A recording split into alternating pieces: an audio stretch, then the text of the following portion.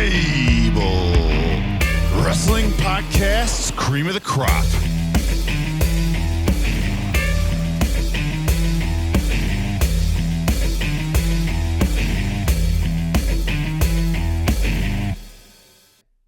Hey guys, welcome back to the stable, coming to you from the compound. As always, my name is Jose Mora, and alongside the Shy Buffalo, and today we are joined in the square circle by Dean Cardella. What's up?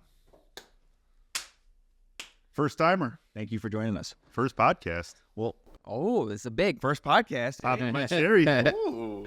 So, Veterans Day is actually right around the corner, Literally. and you are, A veteran. 6 years in the U.S. Navy. doop-a-doop-doop-doop. And then now you started up a business recently called Boots on the Ground. Yeah, so Boots on the Ground is, we're going to start out with an apparel brand, but it's going to lead into a reverse boot camp for our service members that are getting out of service. Give them a place to call home as soon as they're getting out. So it's something that the military absolutely needs for getting out, and the government doesn't provide it, and we need to help our veterans come home. That's amazing, man. Where did you get the idea to even start this? So getting out, I came home and all my friends weren't really my friends anymore, and society wasn't the same to me. So I had to figure out a way, and many mistakes, how to get through life. And if we had these opportunities getting out of the military and a place to go where they can give us that opportunity to do this, I would have been leaps and bounds above where I'm at today. So is this only started in Chicago for now? Because it's a great project, but it sounds like a lot of work. So how are you gonna grow that? It's a child that's been born in my mind for the last 15 years. I just haven't known what to do with it or how to do anything with it.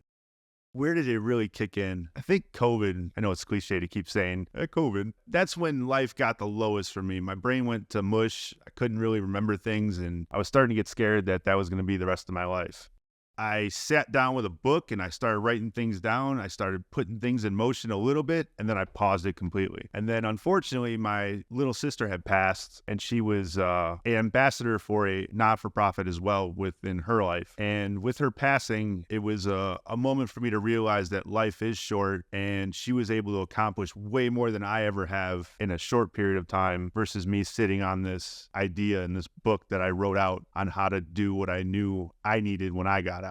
We have bonded on multiple different levels, right? Starting with hockey, then evolving into wrestling, which is why you're here, right? One category that we both take very personal is mental health. Absolutely. Right? And I know that's a key pillar to Boots on the Ground. You want to tell us a little bit more about that? Mental health side of things is the most important side. Mentally, we're not strong enough to handle that much stress and that much chaos, especially when you have disabilities as well, which is something we bonded on. We figured out that we both are a little mental in some certain ways. Maybe some of that took a little alcohol, but we got to the point. So when I brought this to you about the mental health aspect of it, you were very much intrigued. And it's important to identify that you're not the same. It's also important to identify that you're not alone. With what we're doing, it's really going to showcase the ability for them to express that they have problems without telling you you have problems. Mm-hmm. It's like that built-in best friend. You've made a good point. It's about awareness, and that's not necessarily even from the outside in. It's actually from the inside out, right? Becoming more aware of why you do what you do or why you behave in certain manners in certain situations. If you understand that, you have a better way to adapt to situations as well as kind of be at peace, because if you can't control it, at least you understand why, rather than, hey, I am fucked up or there is something wrong with me. So, I mean, I think that's great, man. Self-awareness is key. We can make mistakes all day, every day. If we're not learning from it or we're not recognizing that we're making those mistakes, you're just going to keep making them. What we do know about mistakes is they compound and they roll. And when they start rolling downhill, you're spiraling and you don't know where to go. So as a group with Boots on the Ground, we want to really get into the core of building the tribes immediately, giving them a place to call home, and then start the assessment of their mental health, physical health, get their disability claims started, really give them a forward look into what society is going to be for them, rather than them trying to figure it out on their own. That's amazing, man. That's almost identifying it before it becomes a problem, Absolutely. Right? So we know the extremes of mental health, the lows, but then the highs, and maybe there are substances that trigger those, right? But if you can identify the problem beforehand, I mean, maybe you won't even experience that. And the key point, you just kind of mentioned a little bit of it. No, you're still going to make the same mistakes. you'll at least have the tools to understand or navigate through those mistakes versus over drinking, over partying, over excess, and then the regret that comes with that. Intention's something that I think is critical to understand. You could continue to make the mistake over and over again. If you don't know you're making the mistake, that's a problem in itself. And until you overcome that problem, you're never going to be able to fix the original problem. It's also about being aware. If I make mistakes and I know I'm making mistakes, I still make those mistakes, I'm an asshole. So I want to have less assholes in this world because it's way more fun without them. What did you experience to kind of get you to this point? I jumped in straight out of high school thinking that let's get some free college out of this stuff.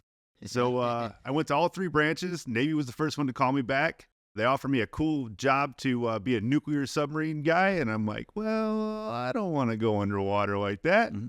So I'm like, what's equally as cool? And they gave me this avionics electronics technician position. Did the other 2 call you back as well? Yeah, later. Okay. And I totally would have went Marines.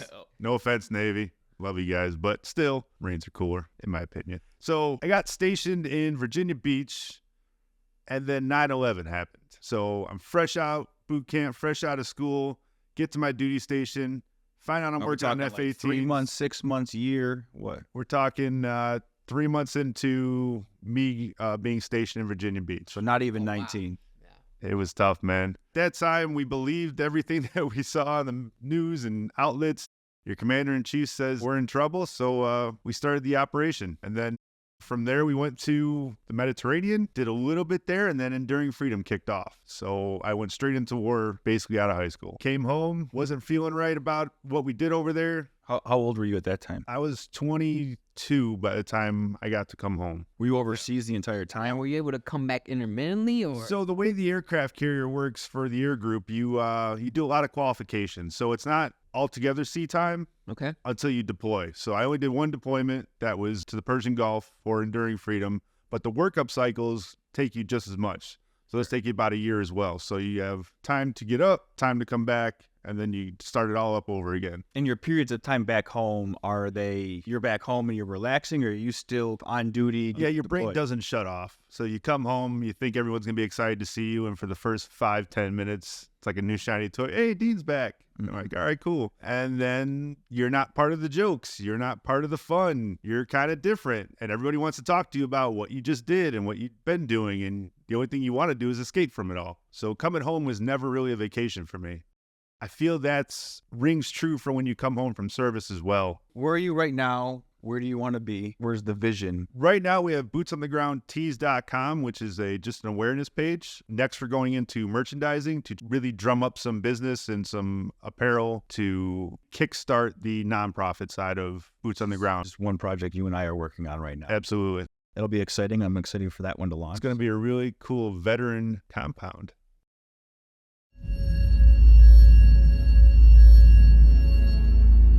It's a compound, baby.